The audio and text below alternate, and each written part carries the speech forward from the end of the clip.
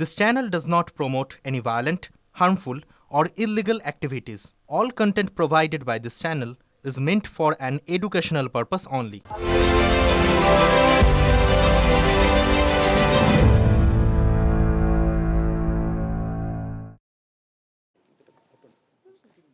রবি ঠাকুর লিখেছিলেন, মনে রে আজ কহজে ভালো মন্দ যাহাই আসুক সত্যেরে লহ সহজে। সবাই কি সহজে রবি মন্ত্রে দীক্ষিত হতে পারে? না, পারে না। কই তৃণমূল কংগ্রেস তো পারছে না। যদি পারতো আমরা বলতাম না। পারছে না তৃণমূল কংগ্রেস। সত্যকে সহজে হজম করতে পারছে না রাজ্যের শাসক দল। উল্টে এমন অসত্য ছড়ানো হচ্ছে যে সহজ বিষয়ও আমার আপনার মতো সাধারণ মানুষের সামনে বড় কমপ্লিকেটেড, বড় জটিল ঠেকছে, ঘেঁটে যাচ্ছে। ঠোঁট কাটার একটা বড় দায়িত্ব আছে, কি জানেন তো? অসত্য দেখলেই ছাই উড়িয়ে আপনাদের সামনে সত্যিটা তুলে ধরা। আমি ঠিক তাই করব এখন। এসআইআর নিয়ে কেমন রাজনীতি হচ্ছে পর পর কয়েকটা উদাহরণ দিলেই সেটা জলের মতো স্পষ্ট হয়ে যাবে আপনাদের সামনে। মন দিয়ে দেখুন। অসত্য নাম্বার 1, 1 নম্বর অসত্য। কেন্দ্রীয় চরিত্র এক্ষেত্রে দেব, মানে দেব, অভিনেতা দেব, সুপারস্টার, টলিউডের সুপারস্টার দেব। এটা সত্যি যে অভিনেতা সাংসদ দেব তথা দীপক অধিকারীকে শুনানিতে ডাকা হয়েছে, এসআইআর এর শুনানিতে। তারপর থেকেই তৃণমূল কংগ্রেস গলার শির ফুলিয়ে গগনভেদী চিৎকার করছে আর কমিশনকে কাঠগড়ায় তুলছে, যেন কমিশনেরই সব দোষ। সত্যিটা তাহলে কি?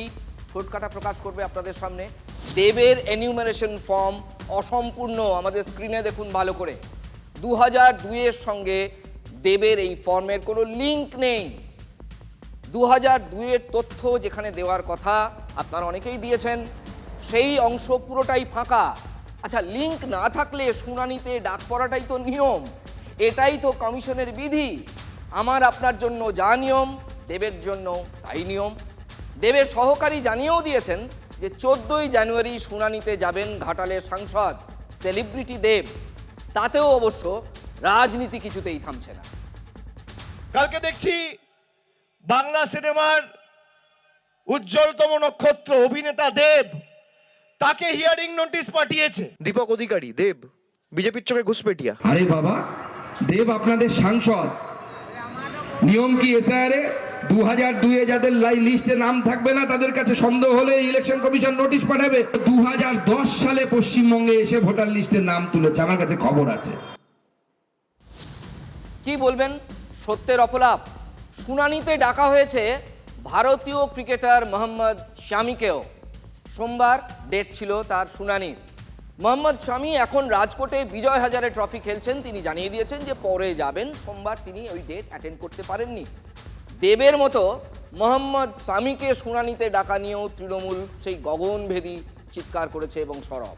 সত্যিটা হলো এই বিতর্কটা একদম অহেতুক। দেখুন, মোহাম্মদ শামির যে এনিউমারেশন ফর্ম আপনাদের দেখাচ্ছি, ঠোঁটকাটা স্ক্রিনে দেখাচ্ছে, দেখুন, এটাও অসম্পূর্ণ। 2002-এর তথ্য যেখানে দেওয়ার কথা সেই অংশটা, ওই যে ফিল ইন দ্য ব্ল্যাঙ্ক যেটা, সেটা পুরোটাই ব্ল্যাঙ্ক রয়ে গেছে, ফাঁকা।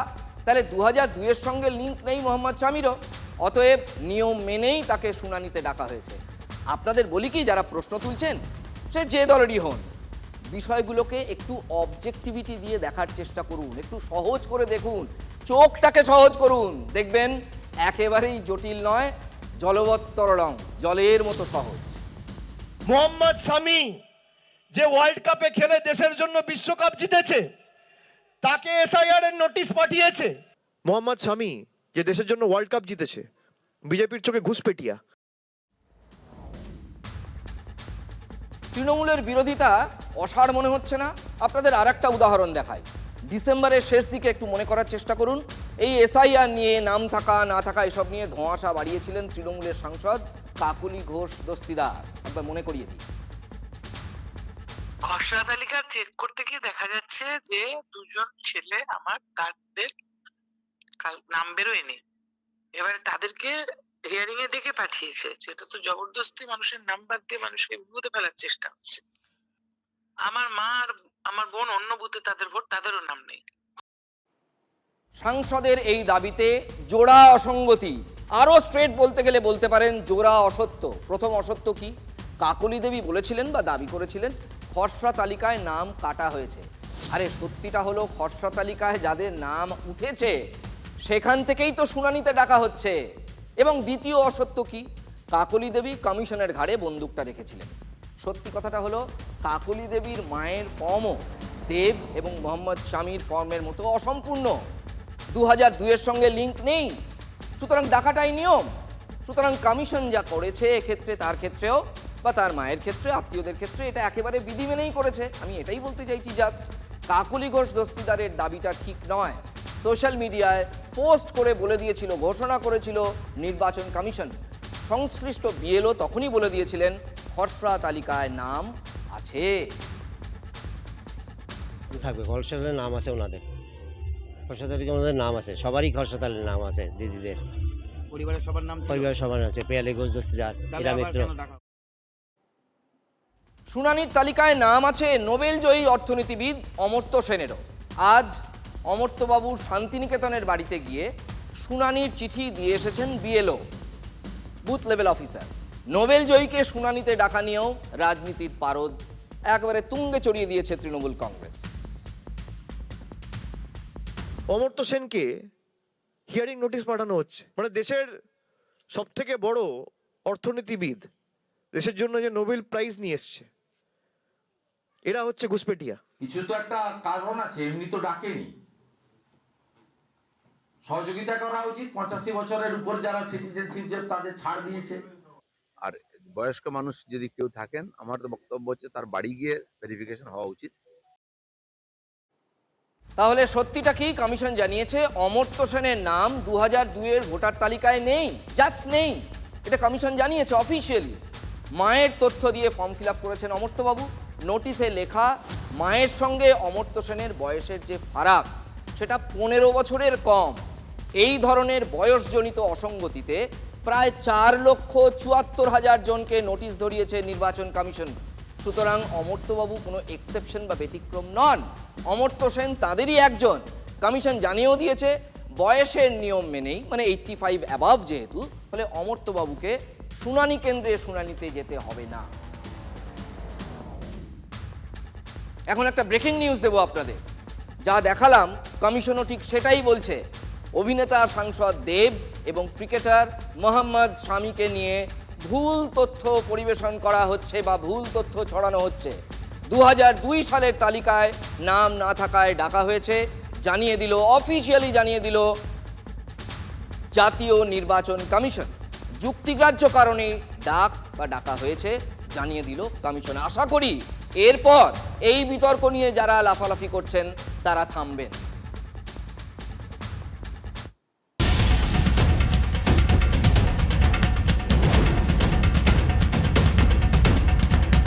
বলে এরকম যখন পেশেন্ট আছে তাহলে তো আপনি বাড়িতে যেয়ে দেখে আসবো আমরা, আমাদের অর্ডার আছে, আপনারা এখানে আনবেন কেন? হচ্ছে আমাদের কাউন্সিলর বললো, কাউন্সিলর ব্যবস্থা করে দিল, অ্যাম্বুলেন্স দিল, হুইল চেয়ার দিল।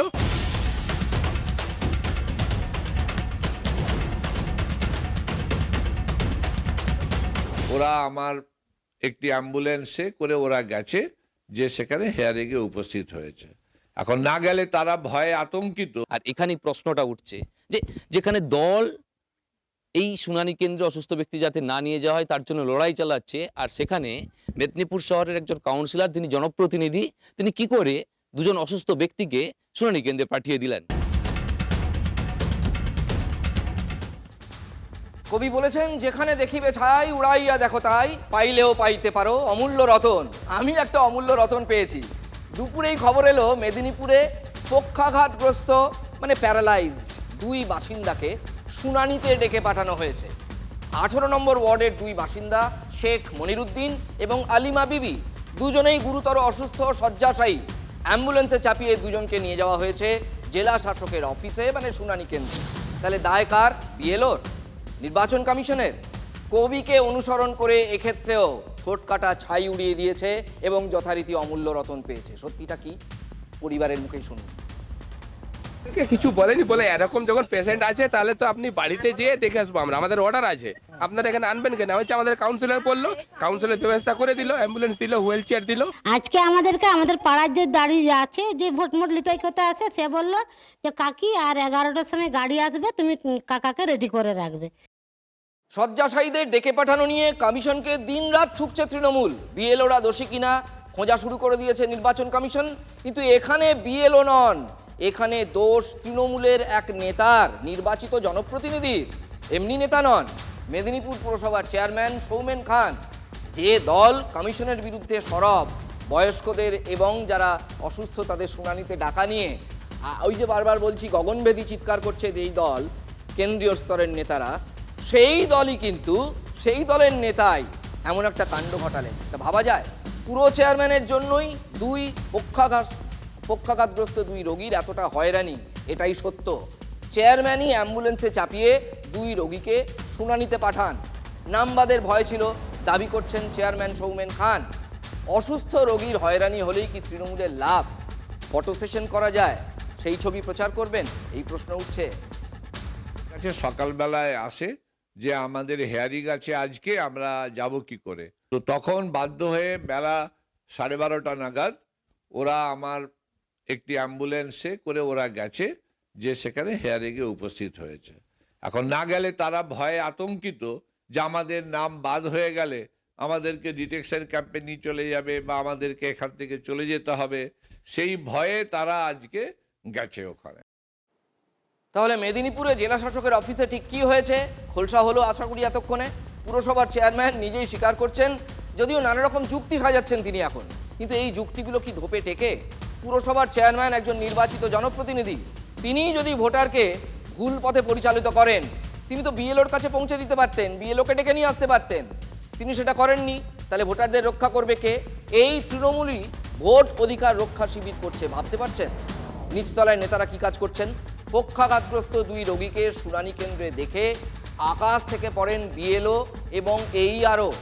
অ্যাম্বুলেন্সে শুনানির কাজ ছেড়ে দিয়েছেন এইআর। এসআইআর শুনানিতে গিয়ে রত্না চক্রবর্তীর মৃত্যুর অভিযোগ, প্রতিবাদে সিইও দফতরে তৃণমূলের প্রতিনিধি দল, গলায় বিএলওর ছবি ঝুলিয়ে কমিশনের দফতরে তৃণমূল। আমরা বারংবার অনুরোধ করেছিলাম, যারা হ্যান্ডিক্যাপ, যারা অসুস্থ, যারা বয়স্ক, যারা হিয়ারিংয়ে আসতে পারবে না, তাদের বাড়িতে গিয়ে আপনারা হিয়ারিং করুন।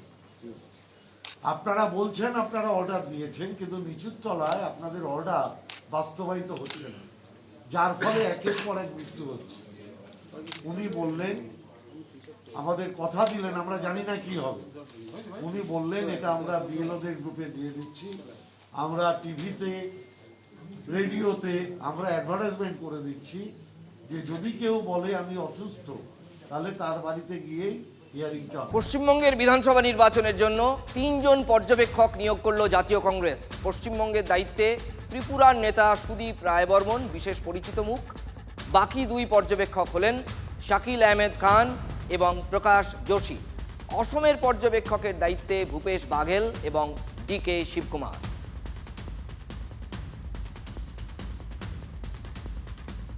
পিঠোপিঠি আরও একটি খবর, শীতের সন্ধে কলকাতায় বিধ্বংসী আগুন, পুড়ে ছাই আনন্দপুরের নোনাডাঙ্গা বস্তি। দমকলের 9টি ইঞ্জিন আগুন নিয়ন্ত্রণে আনার চেষ্টা চালাচ্ছে। ঘটনাস্থলে কলকাতার সিপি মনোজ বর্মা। নোনাডাঙ্গা বস্তিতে ভয়াবহ আগুন, অতীতেও আগুন লেগেছে, আজ আবার আগুন লাগলো এই একই জায়গায়। শীতের সন্ধে কলকাতায় বিধ্বংসী আগুন, পুড়ে ছাই আনন্দপুরের নোনাডাঙ্গা বস্তি। দমকলের 9টি ইঞ্জিন আগুন নেভানোর চেষ্টা করছে। ঘটনাস্থলে কলকাতার পুলিশ কমিশনার মনোজ বর্মা।